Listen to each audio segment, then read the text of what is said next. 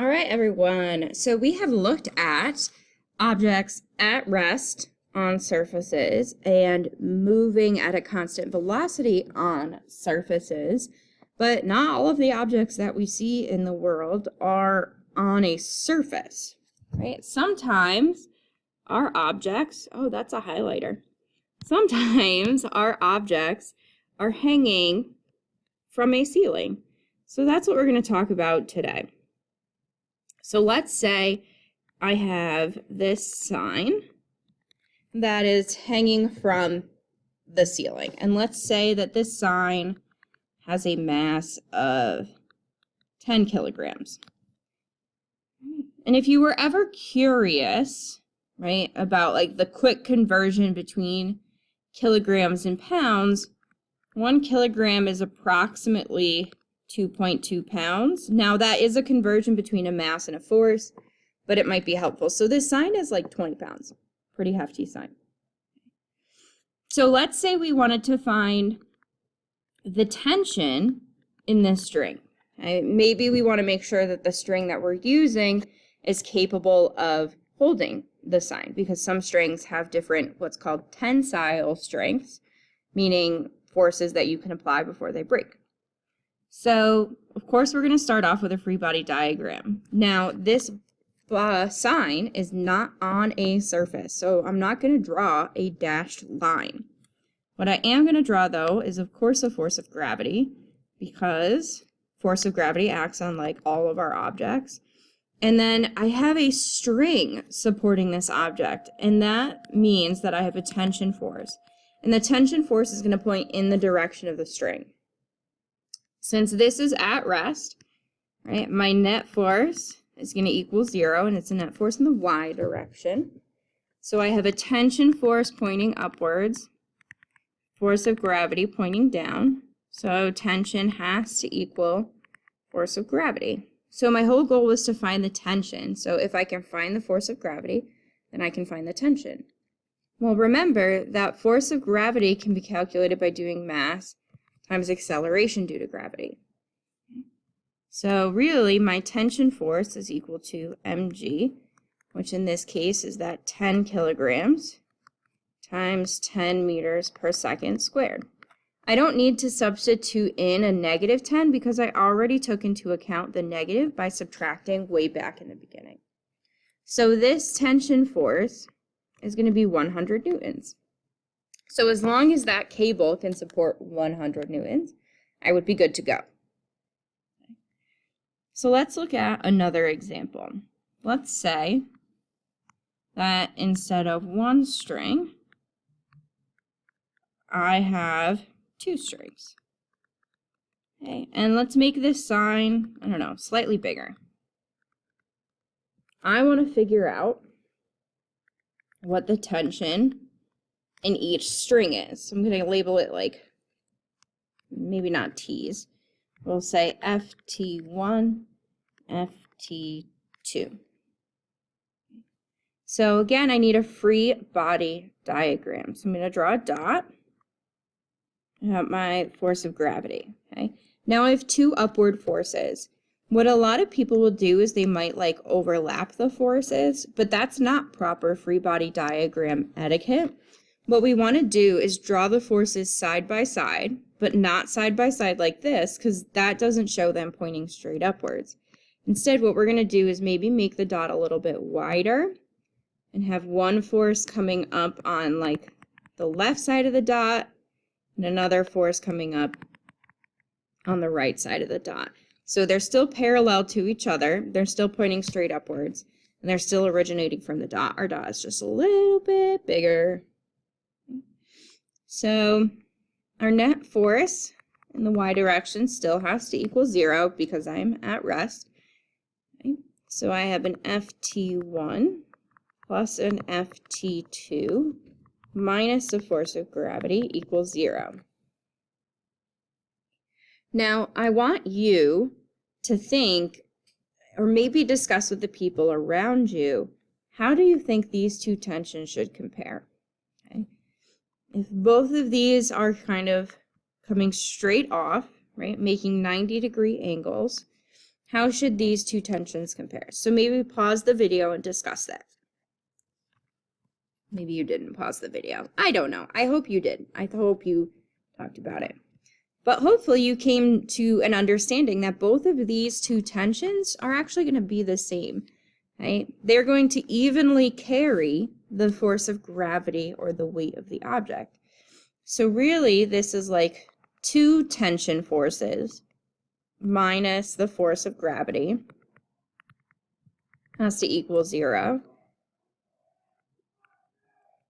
So 2Ft equals Fg. We can divide by 2. So the tension force is Fg over 2. Fg is really mg. Now I can substitute in my numbers, and that gives me 75 newtons apiece. So there are my two tensions. Okay.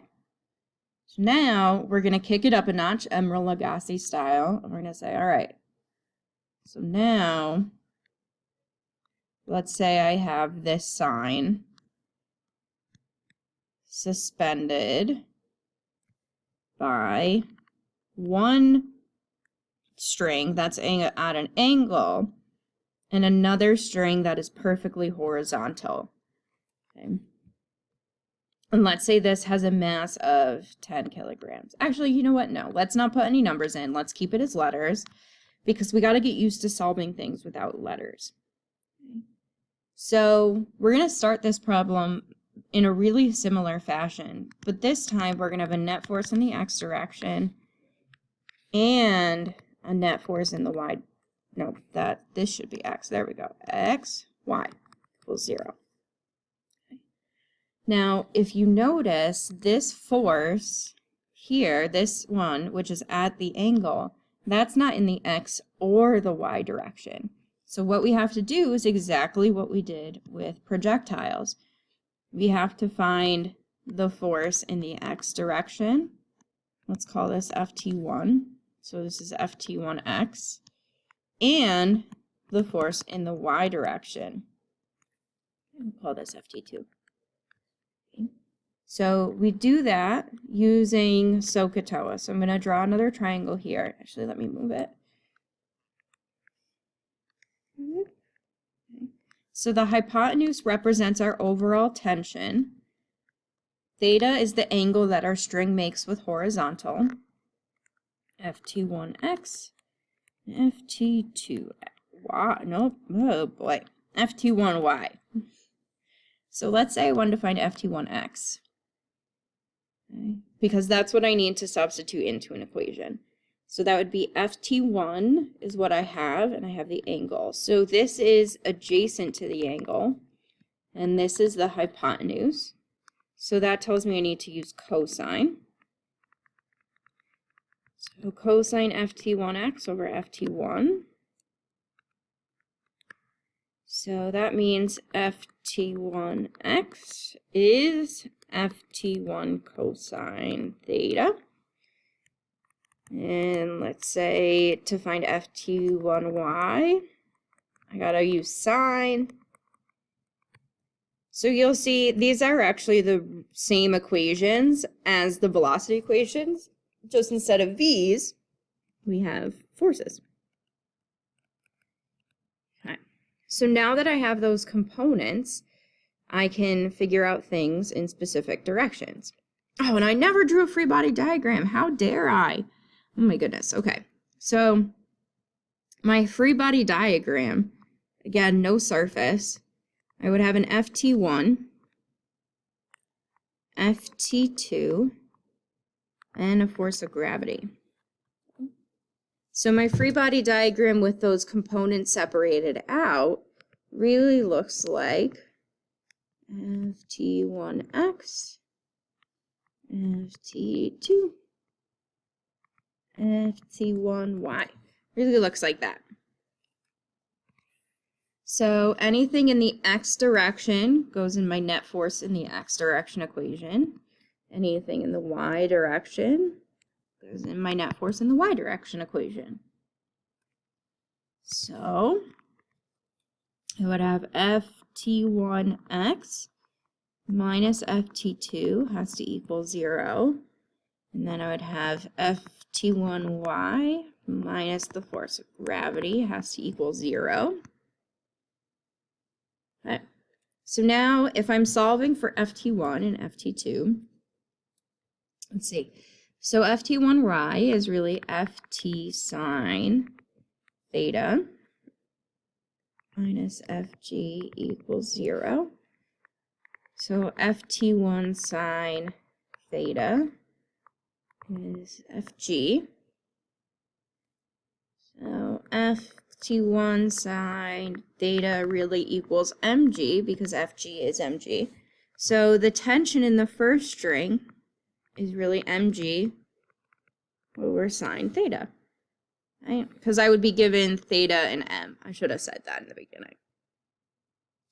Then in the x direction, I have ft1x minus ft2, so this really becomes ft1 cosine theta minus ft2. ft2 is completely horizontal, so no need for components. So I have ft1 cosine theta equals ft2. So I have to find ft2, but I only want it in terms of theta and m and necessary constants. So what I'm going to do is I'm going to substitute this equation for ft1 in. So I'm going to have mg with the cosine on top over sine theta on the bottom, and there is my ft2. Yay! Okay. So there are my two tensions in terms of given variables. So I had to find the components of the one that's at the angle, and then once I do that, I do my net force equations in each direction. All right, one last example before I send you guys off to do your own practice.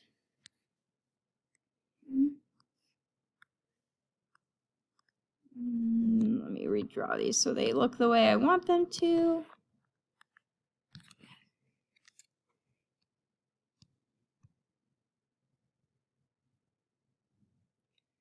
So let's say this makes an angle of 60 degrees with vertical, and this one makes an angle of 30 degrees with a vertical. We have an M of 10 kilograms. Now you'll notice in none of these have I mentioned the length of the string. Okay, that's because that's not going to impact the tension at all.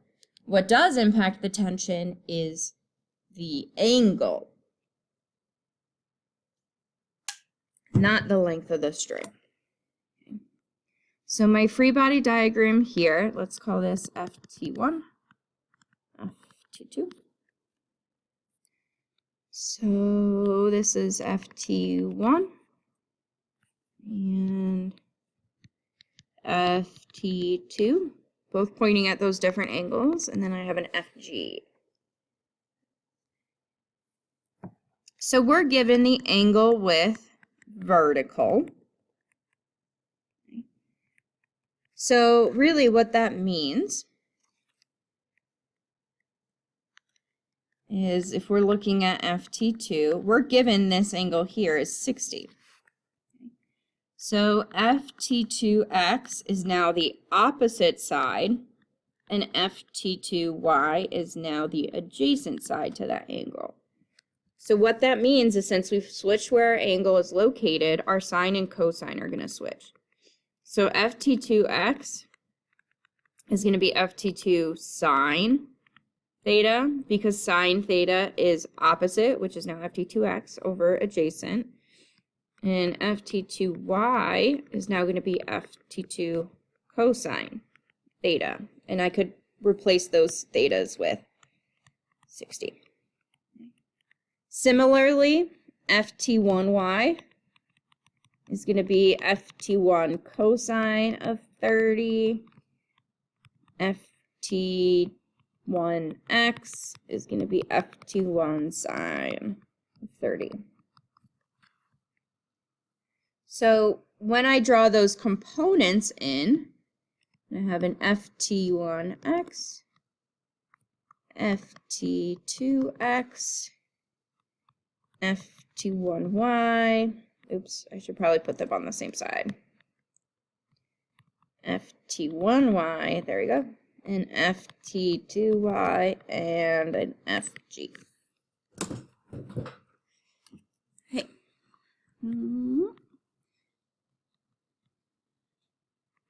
ft1y, okay.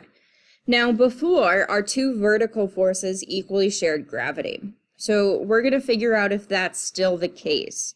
So we're going to solve for ft1 and ft2 in the same way that we did before, and we're going to compare them, or at least the y components, to see how does that work. Do they still split gravity? So net force in the y direction, yeah, ft1 y, ft2y minus fg equals 0. And then in the x direction, I got ft1x minus ft2x equals 0. All right, so ft1y was ft1 cosine of 30 plus ft2 cosine of 60. And those both have to add together to give us the force of gravity. ft1 sine of 30 has to equal ft1 2 sine of 60. So I have two unknowns and two equations. So it's a system of equations. So we're going to want to do some substitution to solve. Now this part gets a little mathy. And honestly, if you were able to get to this point here with these equations, that would probably get you close to a proficient. The next part, the math part, that's what bumps you up to a mastery. So I'm going to rearrange, and I'm going to say, all right, ft1 is ft2 sine 60 all over sine 30. So then I can take this and substitute it in for the ft1 here.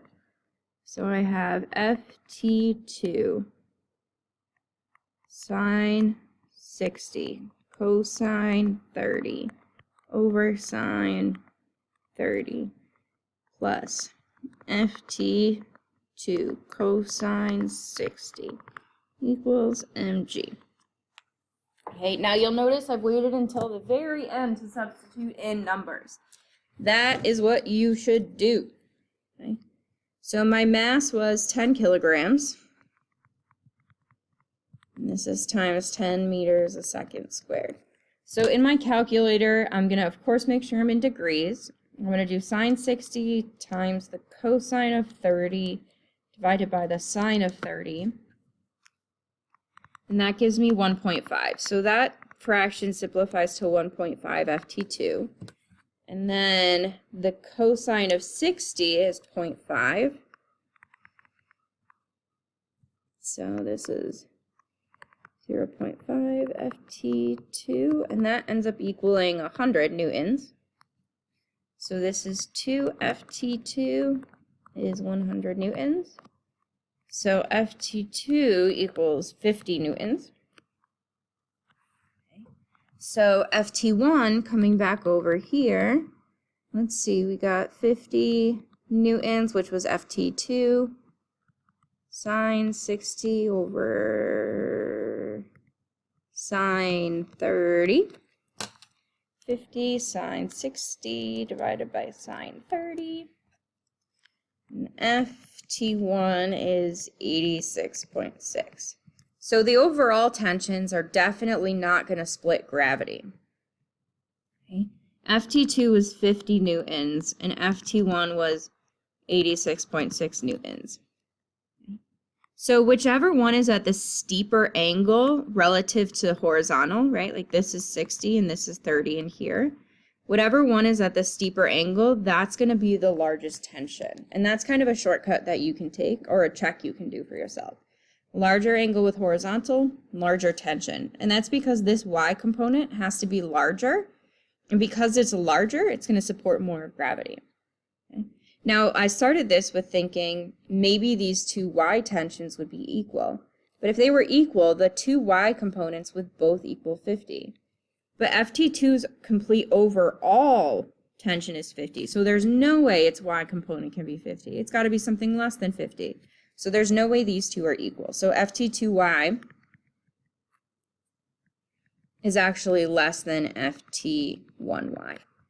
Okay? And we could do the math to figure that out. FT1y would be that 86.6 times the cosine of 30.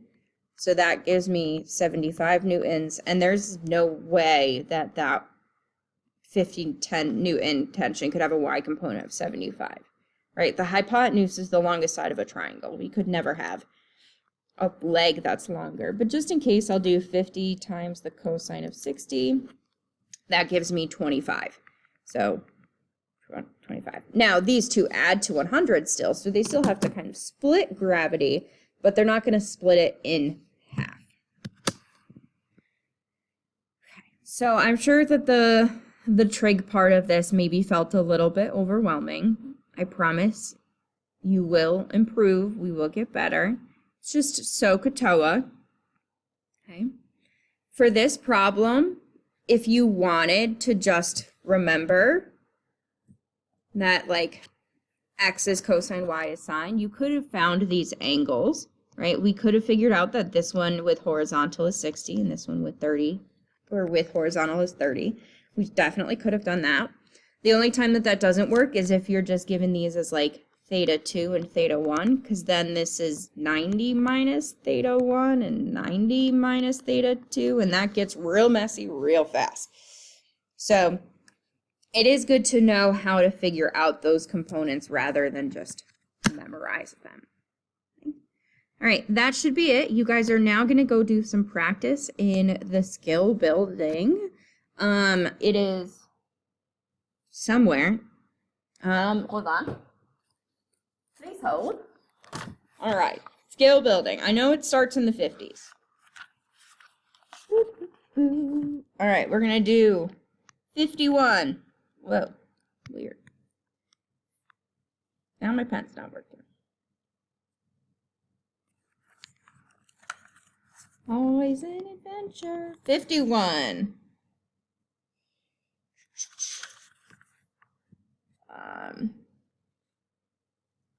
54, 55, and then I want to say 73. 73. Now you'll notice in this skill building packet there's a round 1 and a round 2 for a lot of these. So round 1 is usually the ones that we'll do in class. Round 2 are problems parallel to round 1 that you could do at home or extra practice. So in round 2, you could also do 56, 59, and 60, and you guys would know how to do that because you successfully completed 51, 54, and 55. As a reminder, the answers are in the back. Okay? Answers are in the back. If you want annotated answers, what you're going to do is you're going to go to our class, and then you're going to go to modules, and then you're going to go to skill building, and you are going to find the forces skill building annotated key. All right, so that has some selected answers in it for you guys that I had gone through and done. So if you get stuck, you can check this out. It'll load eventually. I just want to make sure it loads.